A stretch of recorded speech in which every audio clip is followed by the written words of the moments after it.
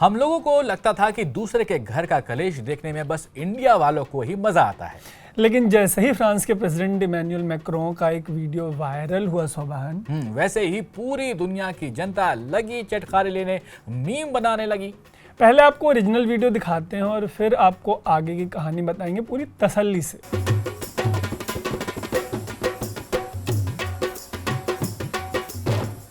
हमने जिस x handle से ये वीडियो पिक किया है उस पर बहुत ज्ञान की बातें लिखी हुई हैं। लिखा है, वाइफ से मैक्रों को थप्पड़ पड़ने पर लोग ढेर सारे जोक्स बनाएंगे। लेकिन असल बात यह है कि जो आपसे प्यार करता है वो आपके ऊपर हाथ नहीं उठाता।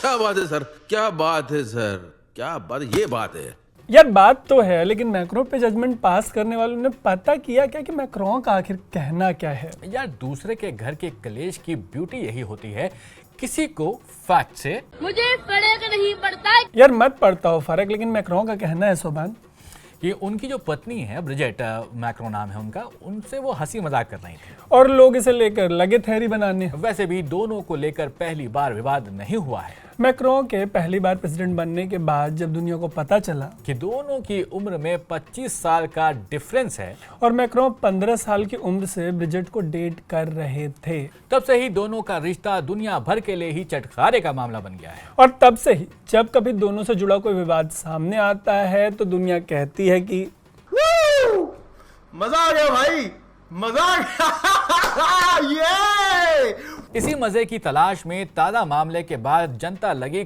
खुदाई करने। क्या करने? खुदाई करके मैक्रों को अपने देश की जनता से पड़े थप्पड़ का वीडियो निकाल दिया और ये भी बताया गया कि उनके ऊपर अंडे फेंके गए थे।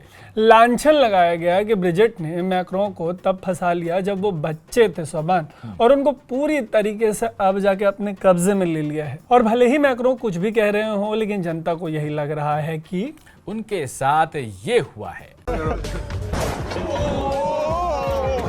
ऐसा नहीं है सोबान कि हमारे यूपी बिहार में ही लोगों के घर के कलेश का जनता स्वाद लेती है। भाई, घर के कलेश के चटकारे तो पूरी दुनिया लेती है। और इसी से याद आया कि एक बार चीनी राष्ट्रपति शी जिनपिंग भी ट्रोल हुए थे। क्यों ट्रोल हुए थे? हुआ ये यार कि एक तस्वीर में वो अपनी वाइफ का पर्स कैरी करते हुए नजर आए और फिर उसके बाद इतना अच्छा मैसेज जा रहा था, है ना, strong man carrying bag of his wife, लेकिन फोटो डिलीट करनी पड़ी। क्यों डिलीट करनी पड़ी? क्योंकि किसी ने फोटोशॉप करके ये फोटो पोस्ट कर दी थी। बताइए, अगर तस्वीर सही होती तो लोगों को कितना मोरल सपोर्ट मिलता है इससे। किन लोगों को? वैसे बात उनको ही, नॉर्थ इंडिया में जिन लोगों को वाइफ का पर्स कैरी करने पे जोरू का गुलाम जैसी चीजें कह दी जाती हैं। और तो लीजिए, एक सही तस्वीर भी ले लीजिए, इसमें एलोन मस्क ने वो कर दिखाया जो शी नहीं कर पाए। क्या किया है? दुनिया का सबसे अमीर आदमी इसमें White House chief of staff Susie Wiles का बैग कैरी करते हुए दिख रहे हैं।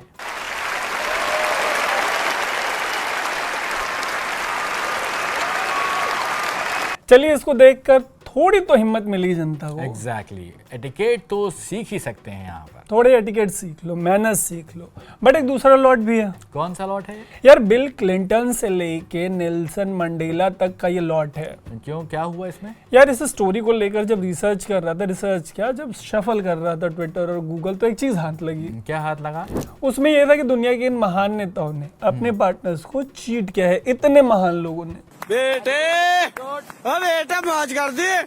बट तरुण, आपकी ये बात सुनकर किसी को भी ये लग सकता है कि हम एक तरफा बात कर रहे हैं। क्यों लगेगा ऐसा? वो ऐसा इसलिए लग सकता है क्योंकि बात शुरू हुई थी मैक्रो की अर्जेंट पिटाई से। ओके, फिर? और दुनिया को लगता है कि डोमेस्टिक वायलेंस अगेंस्ट मेन जैसी कोई चीज नहीं होती है, बट डेटा कुछ और कहता है। क्या कहता है डेटा? द हिंदू की 2023 की एक स्टोरी के मुताबिक न्यूक्लियर फैमिली में 1000 में से 34 पुरुषों को डोमेस्टिक वायलेंस फेस करना पड़ता है। और जॉइंट फैमिली में सेफ है वो? नहीं, जॉइंट फैमिली में 1000 में से 28 को, यही नहीं 2022 में 1.25 लाख पुरुषों ने सुसाइड कर लिया था। किस वजह से? अच्छा, इस वजह पर बात करते हुए राज्यसभा में बीजेपी सांसद दिनेश शर्मा ने एक बड़ी मांग उठाई थी। क्या मांग उठाई थी? यही कि हरासमेंट और डोमेस्टिक वायलेंस के मामले में जेंडर न्यूट्रल, यानी कि दोनों जेंडर्स के बारे में बराबर का कानून बने।